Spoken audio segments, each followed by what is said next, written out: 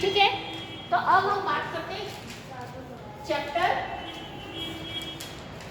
8। ठीक है, चैप्टर 8 में कोई दिक्कत नहीं ना, चैप्टर आगे पीछे हो सकते हैं, किसी केस में 10 है, किसी केस में 8 है, कोई दिक्कत नहीं। ठीक है, अब देखो सहसंबंध अध्ययन की रीतियां, है ना, मतलब मेथड्स ऑफ कोरिलेशन।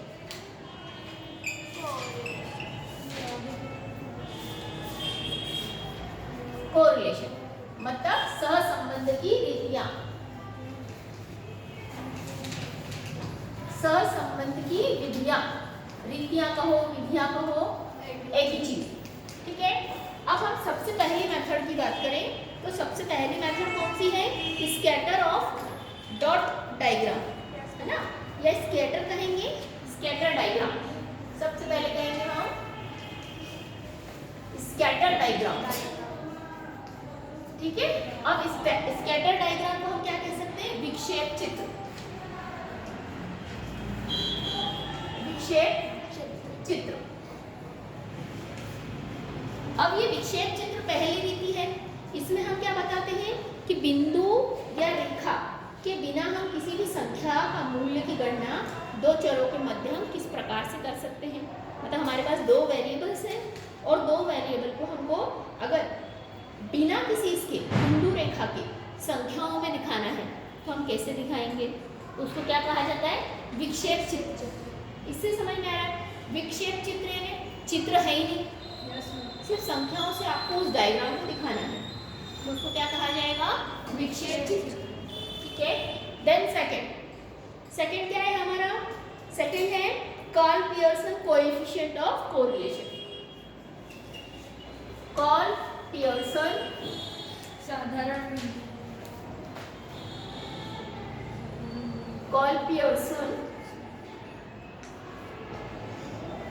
कोएफिशिएंट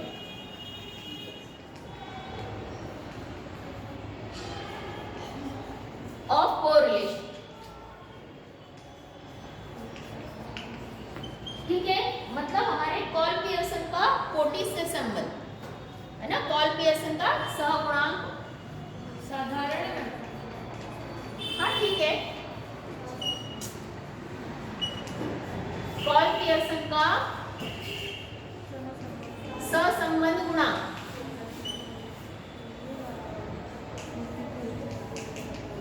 अब हमारे जो स्टैटिस्टिशियन है, मतलब कौन है? कार्ल पियर्सन, उन्होंने भी अपना एक सहसंबंध गुणांक दिया है, तो उनका जो सहसंबंध गुणांक है उसके बारे में हमको इसमें दिया हुआ है। ठीक है, तो उनका जो सहसंबंध गुणांक है, ठीक है, अब हम उसकी बात करें। ठीक, उसको मैं आपको इस तरीके से बताती हूँ कि ये आपको 3 टाइप्स दे रखी है। ठीक है, 3 टाइप, और एक और है हमारा, कौन सा है? हाँ, स्पीयरमैन का। ठीक है, स्पीयरमैन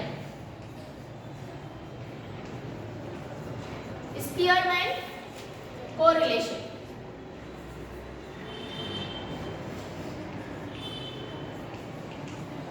तो अभी आपको ये कोर्स में नहीं है, ठीक है, ये आपको कोर्स में नहीं दिया हुआ है, तो हम इसको अभी स्टडी नहीं करेंगे। ठीक है, सबसे पहले हम बात करते हैं स्कैटर डायग्राम। ठीक है, इसको अच्छे से आपको डिस्क्राइब कर देती हूँ। स्कैटर डायग्राम क्या है? ठीक, अब स्कैटर डायग्राम आप बोल रहे हो कि मैडम इसमें तो क्या आप बोल रहे हो कि बिना इसके डायग्राम बनाना है ना, तो इसमें समझ लो, जैसे अगर हमको कोई डायग्राम बनाना है तो हम देखिए, आपको पता है सबको, एक्स एक्सिस और वाई एक्सिस सबको पता है, ये हमारा वाई एक्सिस होता है, स्टैंडिंग लाइन, है ना, खड़ी रेखा को हम वाई एक्सिस बोलते हैं और आड़ी रेखा, है ना, यानी स्लीपिंग लाइन को एक्स एक्सिस बोलते हैं। ये हो गया हमारा 0 पॉइंट। ठीक है, तो अब अगर हमको डायग्राम बनाना है तो हम कैसे बना सकते हैं? इस तरीके से रेखा चित्र के थ्रू हम क्या बना सकते हैं? डायग्राम बना सकते हैं, जिसमें हम सिर्फ एक ही रेखा का यूज कर रहे हैं, ज्यादा रेखाओं को यूज नहीं कर रहे हैं। तो इसमें विक्षेप चित्र इसी को कहा जाता है। क्या कहा जाता है इसको? और ये होता है पूर्ण धनात्मक, है ना? ये होगा, क्या होगा? पूर्ण धनात्मक बोलते हैं, सहसंबंध।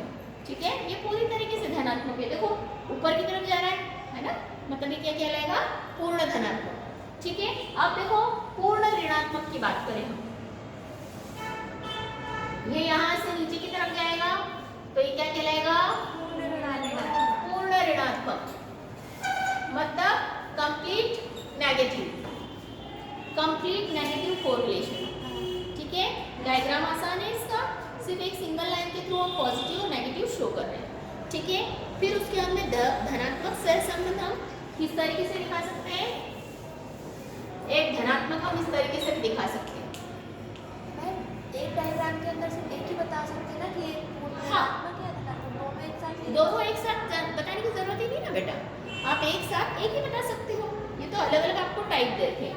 जैसे ये धनात्मक है तो इसमें आप सिर्फ डॉट के थ्रू भी बता सकते हो कि ये धनात्मक है।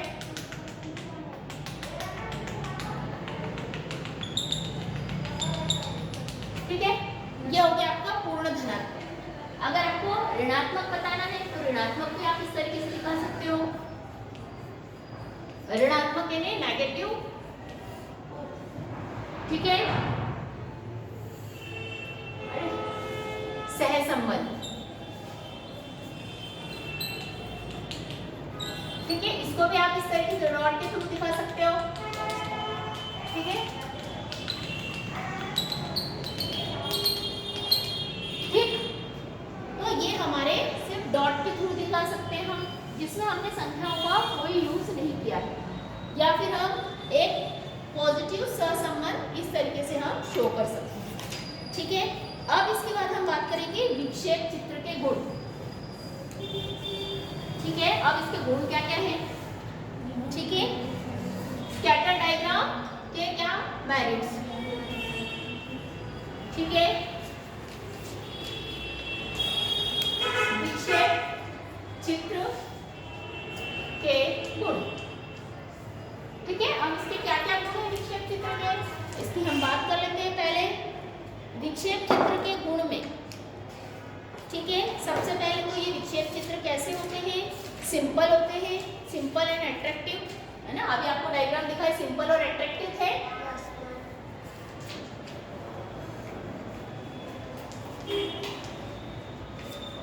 सिंपल एंड अट्रैक्टिव यानी सरल, आकर्षित और आकर्षित।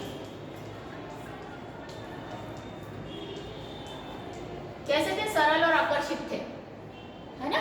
मतलब आपको देखते बराबर अट्रैक्ट हो गए आप उसी तरफ। तो हमारे विक्षेप चित्र का सबसे पहला गुण यही है कि वो सरल और आकर्षित होते हैं। ठीक है, दूसरा है कि इनमें हमको संबंध का पता चलता है ना? रिलेशन बिटवीन वेरिएबल्स, है ना? तो इसमें क्या पता चलेगा हमको? संबंध पता चलेगा, संबंध का ज्ञान, है ना? इसमें हमको वेरिएबल्स के थ्रू क्या पता चलेंगे? संबंध पता चलेंगे कि हमारा कोरिलेशन में कितना रिलेशन है। ठीक है, फिर है थर्ड, क्या हुआ? चालू है आपकी? हाँ, चल तो रहा है, नंबर नहीं आ रहा है? चल रहा है। नहीं देखो आ रहा है, हाँ 9-4 धीरे धीरे दिखा रहा है। ठीक है, अब देखो इसमें सबसे बड़ी बात आपको सरलता से दर्शाता है ना? सिंपल तरीके से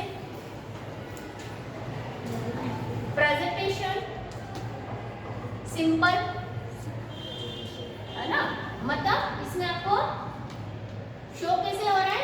सरल तरीके से, सरलता से, सरलता से दिखा रहा है आपको, है ना? फिर है आपका लास्ट वाला, इसमें अनुपात, सहसंबंध केवल मात्रा का अनुमान ही लगाया जा सकता है। इसमें हम सिर्फ मात्रा का अनुमान लगा सकते हैं, मतलब सिर्फ फोरकास्ट कर सकते हैं। फोरकास्टिंग इन्हें सिर्फ क्या कर सकते हैं? पूर्वानुमान लगा सकते हैं।